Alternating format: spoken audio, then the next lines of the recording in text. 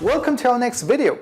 We're still talking about forward rates. In a different video we introduced them and we said what you need to know about forward rates. See, a 6-month forward rate in general is the following. We have a period of 6 months. So forward rate is an interest rate lasting for 6 months, starting right now, starting in 6 months, starting at a multiple of 6 months.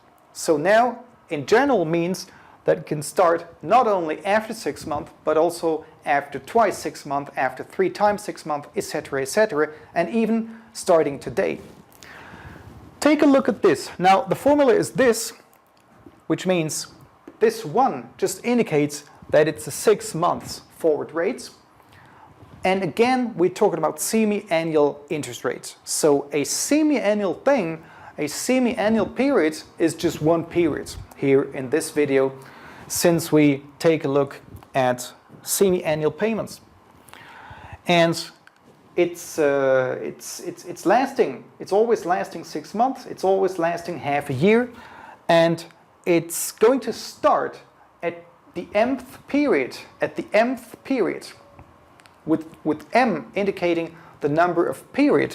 If m is equal to 0, it means right now, if m is equal to 1, it means it starts in one period, in 6 months, because a period is always a period lasting 6 months. And so on and so on. So say 1F3 indicates a 6-month forward rate starting in 1.5 years, starting in 18 months, starting in 3.5 years. Okay. Now, the example goes this way. Let's start with annual rates. The annual rates are 3%, 4%, 6%. And in order to focus on confusion, you have to be confused. You have to be confused, as you will be when exam day is going to approach. Because most forward rates, computing forward rates is difficult, first of all, because you always are confused with annual rates and semi-annual rates. And so I didn't want to take this confusion away, so I want you to see it right now. I want you to see the problem right now. What did I want to say? The annual rates. Okay, the annual rates are those.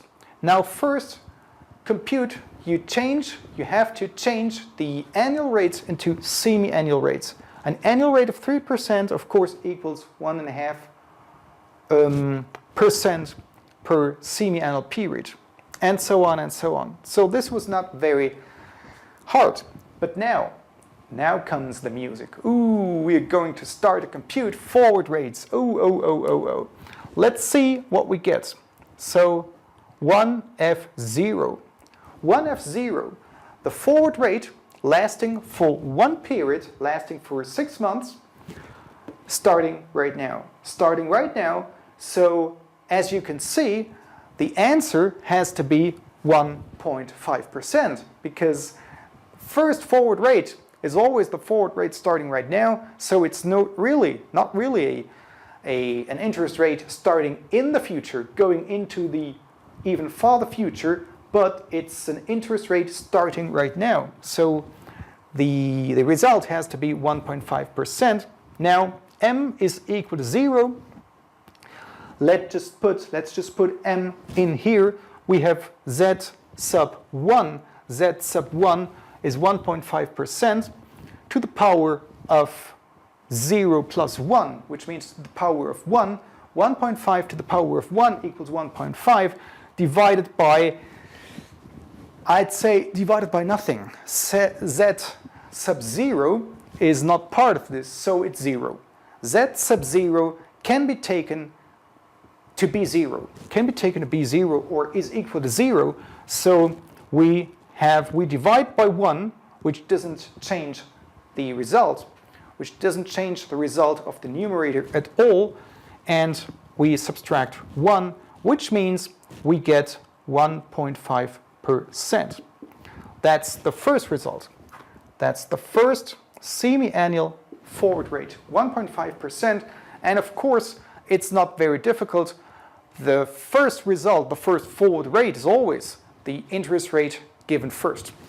Now, that was not hard, but the next one, the next one is going to be harder.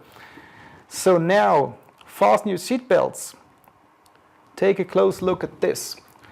The next forward rate, lasting for one period, starting in one period, we have to take m equal to be 1, which means z sub 1 plus 1 to the power of 1 plus 1. We just take m equal to 1. M is equal to 1, so we just put in here m equal to 1, which means z sub 2. The same holds true with the denominator. 1 plus z sub 1 to the power of 1, if I may write it this way, to the power of 1, which gives us 1 plus z2. I'm very slow on this. I'm very slow on this to not to let the confusion grow too large.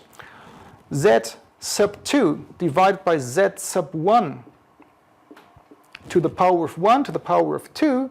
Let's not forget this, minus 1. So what is this? What is this? 1 plus z2. z2, we calculated that z2, and we have to put in semi-annual things. We're talking about semi-annual forward rates, because the whole time we were talking about semi-annual forward rates.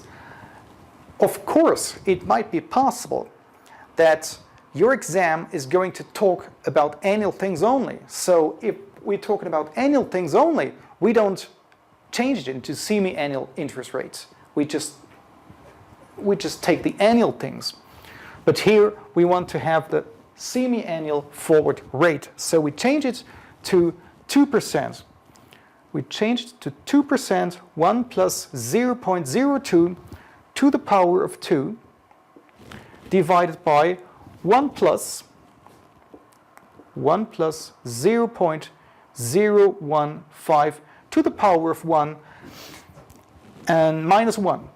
After we compute the result of the fraction's result, we just subtract minus 1. We just subtract 1 and we get, I already calculated it.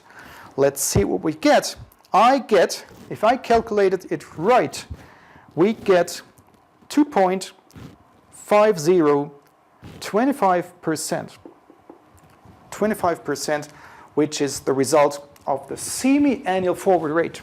Of the semi-annual forward rate, 2.50, 25%. So semi-annual forward rate would be, if we wait for one period, for 6 months, it's going to start at the end of the first 6 months, which means on July 1st, it's going to start, lasting another 6 months, and it's equal to 2.5%. That's the first, it's the second forward rate, but it's the first forward rate that's interesting to us because the other one wasn't very hard. And it was not really a forward rate, to put it this way. Now the next one, even harder. The next one equals with m equaling 2. M equals 2. So what do we get? If m equals 2, we get z sub 3 to the power of 3 divided by 1 plus z to the power, z sub 2 to the power of 2 minus 1. We have to insert the right interest rates. And the right interest rate for z for the third period, because it has to be the spot rate, the semi-annual spot rate for the third period as indicated here is 3%.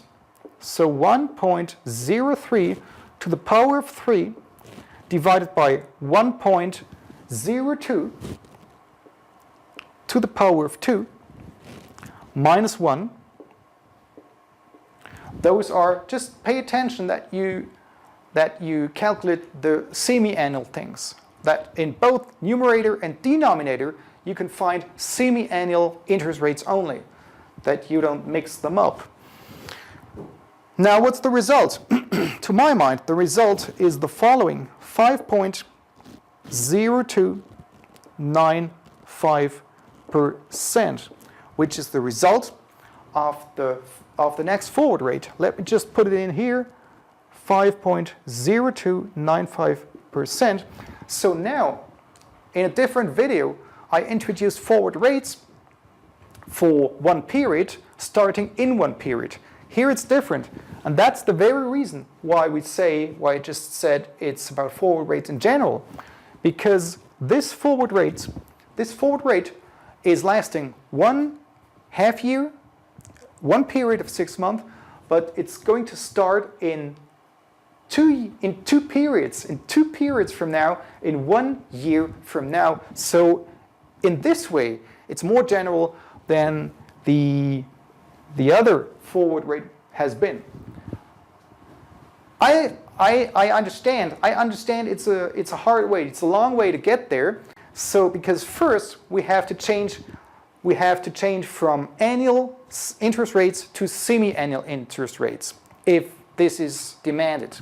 If we're talking about 6-month forward rates, we have to change into semi-annual forward rates. If not, if it's only about annual things, we don't have to change to semi-annual interest rates. But here we have. That was the first problem. The second problem, of course, is to see what is M. What is the sub-index M? Is it 2, is it 3, and so on and so on.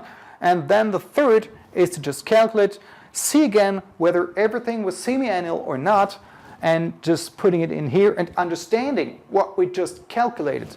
Like this, for example.